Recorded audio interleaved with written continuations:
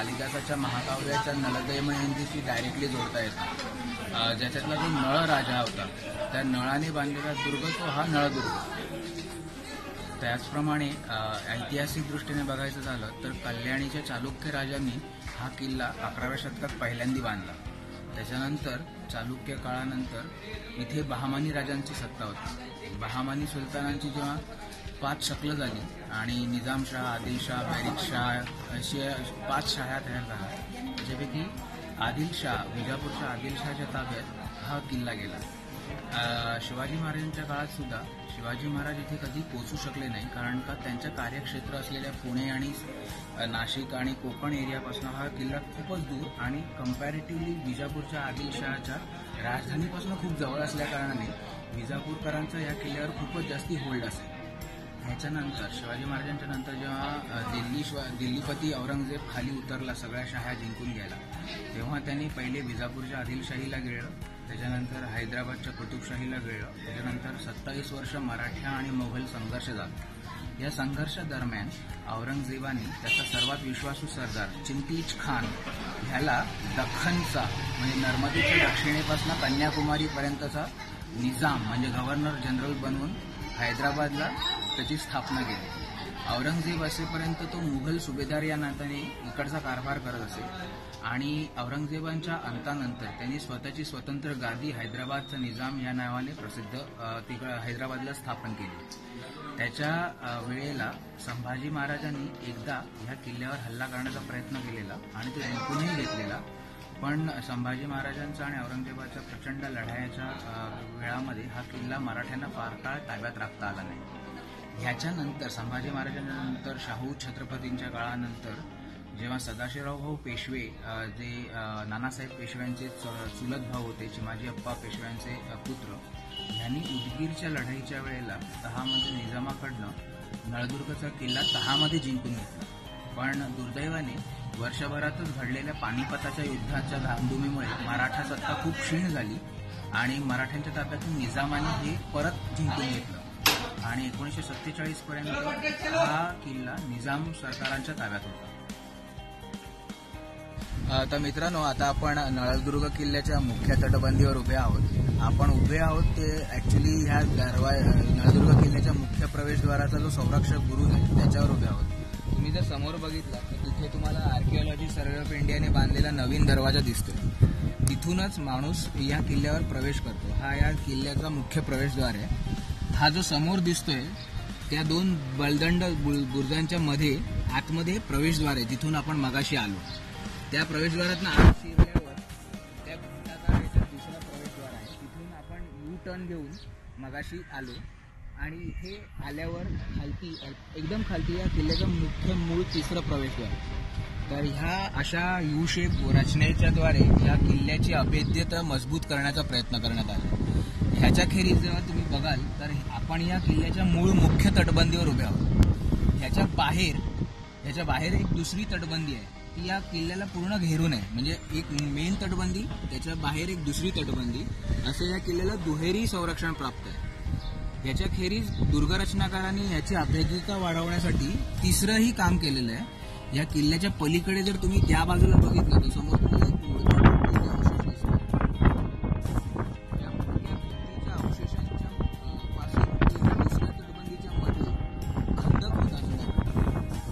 Actually या किल्ल्याला कोरी नदीच्या पात्राचं नैसर्गिक संरक्षण आहे 3 बाजू। एक चौथी बाजू जी नळदुर्ग गावाच्या बरोबर समोर आहे, तिथे कृत्रिम रीतीने खंदक घालून या दुर्गाची अभेद्यता वाढवण्यात आली आणि हा जो खंदकाच्या पलीकडे जी उद्ध्वस्त भिंत दिसते ती या किल्ल्याच्या रेवणीची भिंत आहे। आता रेवणी हा दुर्गशास्त्राचा एक प्रकार आहे, ज्याच्यामध्ये जे भुईकोट किल्ले असतात, त्या भुईकोट किल्ल्याला दुर्गमता वाढवण्यासाठी तटबंदीच्या खेरीज खंदक असतो, त्याच्यामध्ये पाणी असतं, जेणेकरून शत्रू डायरेक्ट तटबंदीवर आक्रमण करून येऊ नये। आणि याच्या खेरीजही एक काय म्हणतात त्याला आपण अदृश्य शस्त्र म्हणू शकू, ज्याचं रेवणी म्हटलं जातं। रेवणी म्हणजे खंदकाच्या पलीकडे जो गावाचा भाग असतो, त्या गावाच्या भागात जी जमीन असते ती जमीन थोडीशी उतार राखून तयार केलेली असते। म्हणजे तुम्ही जर बघितलं ते नुसतं तर तुम्हाला जाणवणार नाही, पण त्या जमिनीला एक उतार असतो जेणेकरून जर शत्रूचा वेढा पडला आणि शत्रूने तिथे आक्रमण करायला तोफा आणल्या तर त्या तोफा रेवणीवरच्या जमिनीच्या जवळ आल्या तर त्या तोफा जमिनीला मूलभूत रीतीनेच उतार असल्यामुळे अशा तिरक्या राहतात. त्याचा कोन बदलतो आणि त्या कोन बदलल्यामुळे त्या तोफांमधनं सुटणारे गोळे तटबंदीवर न आले तसे सरळ तटबंदीवरून पलीकडे उधळले जातात. आणि जर कोणाला वेढा घालून पक्का आवडून ह्या किल्ल्यावर कब्जा करायचाच झाला तर तुम्हाला पहिले रेवणीची जमीन जी थोडीशी स्लांटिंग असते ती खोदून पूर्ण सपाट करावी लागते. त्याच्यात 2-3 आठवड्याचा वेळ जातो. ह्या दरम्यान ह्या किल्ल्यामध्ये असलेल्या किल्लेदार त्याच्या राजाला किंवा त्याच्या सुपेरियर असेल त्याला मदतीसाठी पण बोलू शकतो. बेसिकली रेवणीमुळे जो वेढा घालणारा आक्रमक असतो त्याचा टाइम कसा वेस्ट जाईल हे बघितलेलं असतं. इथून तुम्हाला या किल्ल्यात शिरण्याचा मार्ग दिसतो. जो पहिला दरवाजा आहे ह्या इथून तुम्हाला दुसरा दरवाजावरचा घुमट दिसतो. हा घुमट आणि या जिन्यांच्या खाली दुसरा दरवाजा आहे. आता तुम्ही बघितलं तर समोरून येणाऱ्या लोकांना किंवा आक्रमकांच्या शत्रू सैन्याच्या तोफांना हा जो दुसरा दरवाजा आहे तो डायरेक्ट माऱ्याखाली नाही, कारण का हा 2 बलदंड बुर्जांच्या मध्ये लपवण्यात आलेला आहे. या बुर्जांच्या वर पण जर तुम्ही बघाल या खिडकी सदृश्य ज्या आहेत सुंदर रचना त्या ॲक्च्युली तोफा किंवा जंबुरे अशा शस्त्रांच्या मारा करण्यासाठी बनवलेल्या आहेत. ह्या जिन्यांच्या पलीकडे जे तुम्हाला महिरपी दिसतात या महिरपी हे ॲक्च्युली देवड्या आहेत पहारेकऱ्यांच्या राहण्यासाठी. हे मशाली ठेवण्यासाठी बनवलेली रचना आहे. त्या वरच्या भागामध्ये भोक आहे ज्याच्यातनं तुम्ही मशालीचा दांडा आत ठेवू शकता, पण इथे भोक नाही, याला आधार आहे. आणि ही रचना तुम्हाला तटबंदीत सगळीकडे दिसू शकते.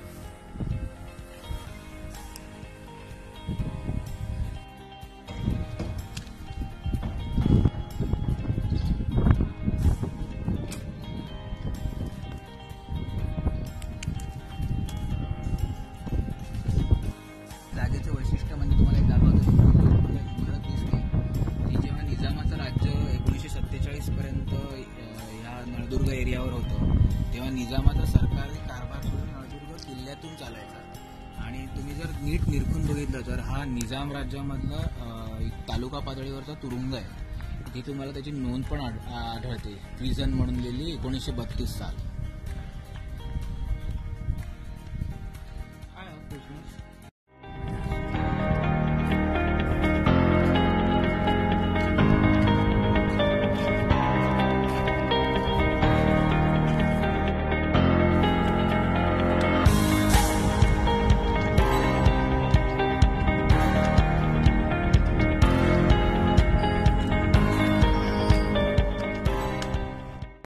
नळदुर्ग किल्ल्याच्या 9 बुरुज नावाच्या एका वास्तुवैशिष्ट्यावर उभा आहोत. आता तुम्ही म्हणाल 9 बुरुज हे आहे काय एक्झॅक्टली, तर हा या किल्ल्याच्या तटबंदीमधला एक भव्य बुरुज आहे जो फार कलात्मक रीतीने बांधण्यात आलेला आहे. जर तुम्ही ते खाली बघितलं तर तुम्हाला या असे छोटे छोटे अर्धगोलाकार बुरुज दिसतील त्याच्या दुहेरी तटबंदीत बांधण्यात आले. असे हे 9 बुरुज आहेत जे या मूळ तटबंदीच्या मोठ्या बुरुजाला कव्हर करतात. अशा या पाकळ्या रूपी बुरुजाच्या रचनेला 9 बुरुज हे नाव देण्यात आलेलं आहे. तुम्ही इथे बघाल तर ह्या किल्ल्याची मुख्य तटबंदी आहे. या तटबंदीला उतार देण्यात आला आहे. इथे बोरी नदीतनं खंदक खोदण्यात आले आहे. ही समोरून जी दिसते ही बोरी नदी वाहत जाते. ही बोरी नदी या किल्ल्याच्या आत वळवण्यात आली आहे. या किल्ल्याच्या पलीकडच्या बाजूला या तटबंदीच्या पलीकडे बोरी नदीचं पात्र खाली जातं आणि पलीकडे रणमंडळ किल्ला आहे जो ह्या नळदुर्ग किल्ल्याचा जोड किल्ला म्हणून ओळखला जातो. आता मी मागाशी उल्लेख केला ती रेवणी ती तुम्हाला इथे स्पष्ट दिसेल. हा जो खंदक आहे त्या खंदकाच्या पलीकडे तुम्हाला बोरी नदीचं पात्र दिसेल आणि तिथे तुम्हाला असा उताराचा भाग दिसतोय. हाच तो उताराचा भाग याला रेवणी असं म्हणण्यात येतं की इथे जवळ तोफा आणल्या की ते नॅचरली तिरक्या होतात. आता या बाजूची रेवणी जी आहे ती अनफॉर्च्युनेटली आता परत झाडांमुळे आणि शेतजमिनीमुळे झाकली गेलेली आहे. पण अशीच उताराची जागा तिथेही असायची जेणेकरून तोफा अगदी जवळ आल्या तर तिरक्या असल्यामुळे तोफगोळे तटबंदीला न आपळता डायरेक्ट वर उचलून जायचे पलीकडे. आणि तुम्ही इथे खाली बघाल तर इथे सुंदर रीतीने प्रत्येक बुर्जामध्ये तुम्हाला आता हे आर्किओलॉजी सर्व्हे ऑफ इंडियाच्या बांधकामाच्या नमुन्यामुळे तुम्हाला इथे सगळीकडे सिमेंट दिसेल. पण हे जे ओरिजिनल चौकोन ठेवलेले त्याच्यात पहिले तोफा बंदुका ठेवण्यासाठी माऱ्याच्या जागा होत्या. आम्हीही जिथे आता उभे आहोत या इथे ह्या पाकळ्यांच्या मध्ये तोफा ठेवण्याच्या जागा होत्या. आणि ह्या इथे तुम्ही बघू शकाल की हा तटबंदीच्या किती पुढे आलेला आहे. आणि ह्या इथून तुम्हाला आत पूर्ण किल्ल्याची आतली भाग दिसते. तुम्हाला दूर जी पांढरी इमारत दिसते तिथे आपण मगाशी गेलेली ती किल्लेदार वाड्याची जागा आहे. त्याच्या पाठी तो दर्गा आहे. एकदम दूर तुम्हाला जो एकदम उंच इमारत दिसते तो या किल्ल्यातला सर्वोच्च इमारत आहे उपळी बुरुज म्हणून. आणि उपळी बुरुज आणि या किल्ल्याची ह्या तटबंदीच्या दरम्यानच या किल्ल्याचं महत्तम आश्चर्य जडलेलं आहे. तिथे आता आपण जाऊया. आता आपण नवबुर्जावरून थोडं खालच्या बाजूला आलेलो तटबंदीच्या. तुम्ही जर इथे पाहिलं तर तुम्हाला दिसेल या किल्ल्याचा जो नॅचरल उतार आहे 3 बाजूनी, त्याला एक बाजूने एक मोठी भिंत बांधण्यात आलेली आहे, जेणेकरून पावसाळ्याच्या मध्ये इथे पडणारं पाणी ह्या इथे मधल्या जागेत साचून पाणीसाठा तयार होईल. आता तुम्ही म्हणाल इथे ऑलरेडी नळदुर्ग किल्ल्यामध्ये एक मोठं धरण अस्तित्वात असताना हे कशाला? तर दुर्ग स्थापती जे होते या किल्ल्याचे त्यांनी इतका गहन विचार केलेला की यदा कदाचित काही अपघात झाला किंवा युद्धामध्ये ते धरण पडलं तर किल्ल्यातल्या शिबंदीला पाण्याअभावी काही त्रास होऊ नये म्हणून हा एक रिझर्व्ह म्हणून पाणीसाठा म्हणून दुसरा तयार करून ठेवण्यात आलेला आहे. तुम्ही बघू शकता तिन्ही बाजूनी जमीन आहे, उतार आहे. एक बाजूनेच याला एक दणकट तटबंदी छोटीशी बांधून बंधारा तयार केलेला आहे. आणि याच्यामध्ये मित्रांनो आता आपण उभे आहोत त्याला ह्या इमारतीस बारादरी असे म्हणतात. इंग्रजांचं आगमन या देशात झाल्यानंतर 1818ला पेशवाई असताना गेल्यानंतर निजाम राज्य जेव्हा पूर्णपणे इंग्रजांच्या ताब्यात होतं तेव्हा हा किल्ला निजामांकडे होता आणि इंग्रज अधिकारी होता कर्नल मेडोज, तो ह्या बारादरी इमारतीत राहायचा. आणि त्यांनी त्याला ह्या ठिकाणी त्याला खूप आवडायचं कारण तुम्हाला इथे दिसू शकतं इथून बोरी नदीचं विस्तीर्ण पात्र किल्ल्याच्या नैसर्गिक संरक्षणासारखं वाहत पुढे निघतं. तर मित्रांनो आता आपण या किल्ल्यातल्या सगळ्यात मोठ्या आश्चर्याच्या समोर उभे आहोत. तुम्हाला समोर दिसतो पाण्याच्या पलीकडे जो कठडा आहे तो ह्या किल्ल्यातला जलमहालाची धरणाची भिंत आहे. ह्या बाजूची जी तटबंदी दिसते उजव्या हाताची ती आहे नळदुर्गाची तटबंदी. आणि त्या जो भिंतीच्या पलीकडे म्हणजे जो बंधाऱ्याच्या पलीकडे तुम्हाला दिसते तटबंदीचे अवशेष आणि समोरचा किनारा तो आहे रणमंडळ किल्ला, या किल्ल्याचा जोड किल्ला. आणि रणमंडळ किल्ला आणि आपण उभे आहोत तो नळदुर्ग किल्ला ह्याच्यामध्ये यू शेपचं जे पात्र पूर्ण भरलेलं आहे पाण्याने हे बोरी नदीचं पात्र या 2 किल्ल्यांच्या मध्ये वळवून घेतले आहे. हा त्या काळाचा टेक्नॉलॉजीचा तंत्रज्ञानाचा उच्चतम आविष्कार आहे. हे काम साधारण आदिलशहाच्या काळात अदमासे 16व्या शतकात झालेलं आहे. म्हणजे 400 वर्षापूर्वी हे बांधकाम केले. आणि आश्चर्याची गोष्ट म्हणजे हा बंधारा अजूनही केवढे पाणी अडवतो हे तुम्ही बघू शकता.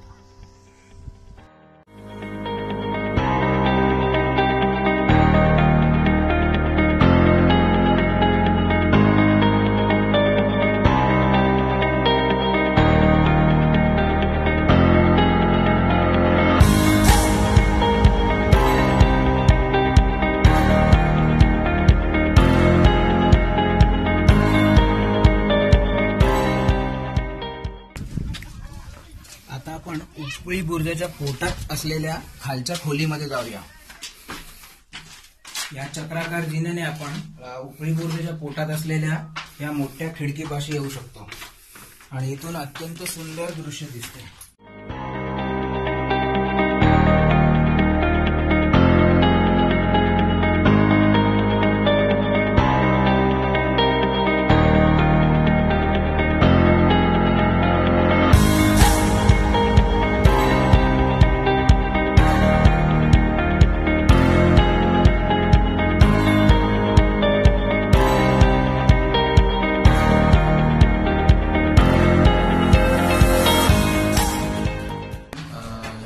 सर्वात मोठा अभियांत्रिकी आश्चर्य असणाऱ्या जलमहालात प्रवेश करत आहोत. ऍक्च्युली बघायला गेलं तर ही या धरणाच्या आत जाणारी भुयारी वाट आहे आणि या भुयारी वाटेच्या शेवटला तो आपल्याला एक अभियांत्रिकीचं 450 वर्ष जुनं आश्चर्य बघायला मिळेल.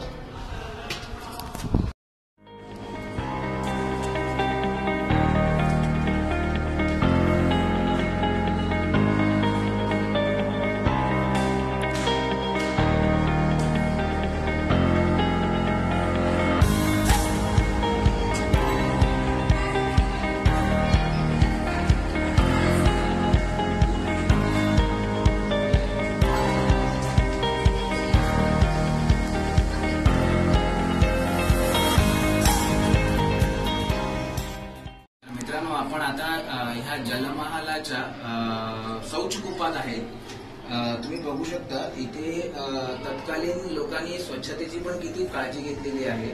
हा शौचकूप आहे आणि याचा जो एक्झॉस्ट आहे बाहेर धरणाच्या विरुद्ध बाजूला, म्हणजे ही जी भिंत आहे ह्या बाजूला पाण्याचा साठा आहे करोडो लिटर, आणि जे स्वच्छतागृह आहे आणि प्रातविधी करण्याची साधनं ती सगळी बाहेर एक्झॉस्ट ह्या बाजूने. आणि हे सगळं तुम्ही आताही बघा, ह्या भागामध्ये ह्या बाजू करोडो लिटर पाणी आहे, पण आज जवळजवळ 450 वर्ष झाली पण इथे अजूनही लिकेज नाहीये. मीर इमादीन हा केवळ कविमनाचा माणूसही असावा तंत्रज्ञान बरोबर, कारण का त्यांनी हा फार काव्यात्मक भाषेमध्ये इथे फारसीमध्ये शिलालेख करून ठेवलेला आहे, ज्याचा स्वैर अनुवाद असा करता येईल की इथे येणाऱ्यांना जर आमचा मित्र असेल तर सूर्यप्रकाशाच्या सारखा स्वच्छ महाल दिसेल, पण इथे जर येणारा आमचा शत्रू असेल तर त्याला केवळ अंधाराखेरीज काहीच दिसणार नाही. मीर इमादीनने इथे पाण्याच्या दाबावर चालणारं दगडी कारंजा बसवलं होतं. आता ही यंत्रणा कार्यरत नसावी, पण तुम्ही इथे कारंजाची छिद्र पाहू शकता, जी या पाण्याच्या दाबाने इथून कारंजा कार्यान्वित होत असते. इथून जर तुम्ही पुढे गेला तर या इथे भिंतीतच सज्जे तयार केलेले आहेत, आणि तुम्ही इथून जर बघितलं तर तुम्हाला नरमादी ह्या सांडव्यांपैकी जो पाणी जे सांडतं धरणाच्या सांडव्यात तेही दिसू शकतं.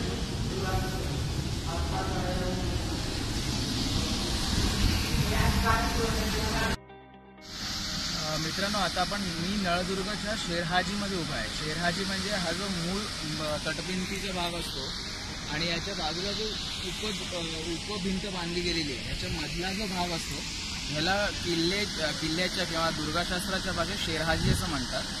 तर मी ह्या शेरहाजीमध्ये उभा आहे. माझ्या पलीकडे तुम्हाला नळदुर्गचं आश्चर्य बघायला मिळतं.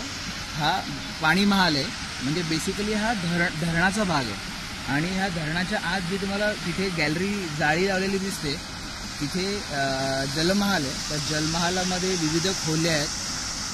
इतके शास्त्रीय दृष्टीने ते बांधले की त्याच्यात चक्क शौचालयही आहे. आणि तुम्हाला इथून दिसते आता ह्या धरणाच्या 2 सांडव्यांपैकी एका सांडव्यावरूनच पाणी जातं. ह्याला नर आणि मादी असं म्हटलं जातं. भर पावसाळ्यात जेव्हा हा पूर्ण बांध भरतो तेव्हा हे दोन्ही नर आणि मादी सांडव्यांवरून पाणी ओव्हरफ्लो होते. एक जे पाणी आहे ते हिरवट दिसतं, दुसरं पाणी पांढरं दिसतं, म्हणजे त्याचा फ्लो जो वाहतो खाली तो हिरवा आणि पांढरा असा दिसतो, म्हणून याला नर आणि मादी असं नाव दिलं जातं. आणि हा जो समोरून दिसतो तुम्हाला ध्वस्त तटबंदी झालेला आहे तो ह्या नळदुर्गाचा उपदुर्ग आहे, ज्याला रणमंडळ किल्ला असं नाव आहे. तिथे आता अनफॉर्च्युनेटली जाता येत नाही, तिकडची जी दारं आहेत ती बंद असल्यामुळे तिथे प्रवेश निषिद्ध आहे. मित्रांनो, अशा रीतीने हा 3 किलोमीटर लांबीचा घेरा असलेला तटबंदीचा 114 बुरुज असणारा खंदकाने युक्त असलेला असा खंदक जो बोरी नदीला किल्ल्याच्या भिंतीच्या बाजूने वळवून बनवण्यात आला आहे. आणि ह्याच्या खेरीजही बोरी नदीचं पात्र किल्ल्याच्या मधून आत घालून आतमध्ये धरण बनवलेलं आहे. अशा अत्यंत अभियांत्रिकीच्या दृष्टीने वास्तुशिल्पाच्या दृष्टीने एकमेव द्वितीय असलेला उस्मानाबाद जिल्ह्यातला नळदुर्ग किल्ला.